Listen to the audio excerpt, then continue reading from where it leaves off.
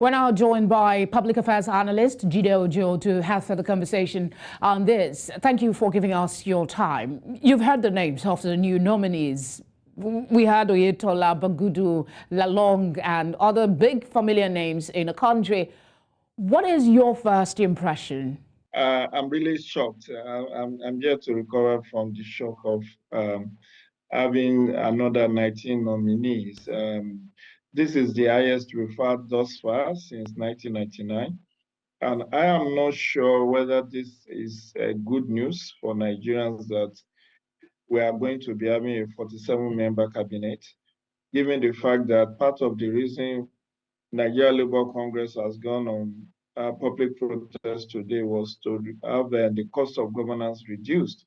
How do you reduce cost of governance if you are going to be having a 47-member cabinet?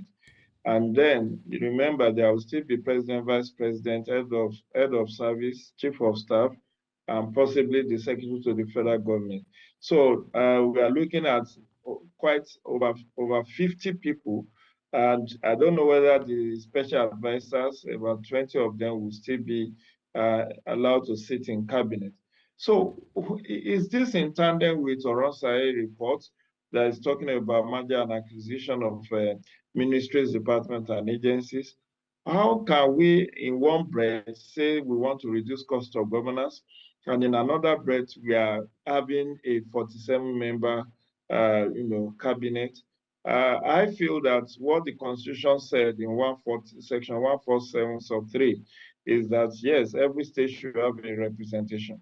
And I think even having 37 will have been, oversized for me, more so for easy coordination. 47 is unwieldy, in my own estimation. So, I mean, some have justified it by saying it took a lot to get this current administration on the seat, in the seat of power, rather. They're saying early reactions that we've gotten, and similar to what you're saying, is that it seems like this nomination that we've seen so far is basically reward for political loyalists and may not necessarily provide quality service for the country. Do you share this view, or you have something contrary? I do share the view that this is about reward package for those who work for the president in the course of the electioneering. And we have now commercialized politics, so much so that possibly by 2027, we'll have more people jostling for position in the presidential campaign committee so that they can be in a pole position to be considered for ministerial appointment. Because it will seem to me that what the president is trying to do is simply to reward those who worked for him during the elections. But then, can everybody be a minister? We have over 3,000 members of the Presidential Campaign Council. And of course, many of them could be made board members. They could be made head of ministries, departments, and agencies. And there are also other compensations like ambassadorial position, like maybe board members, chairmen and board members of different agencies and parastatals. So you cannot have all these people, and then you look at the recycling of the governors. It seems like every APC governor that lost election is now finding solace and succor in being appointed as a minister.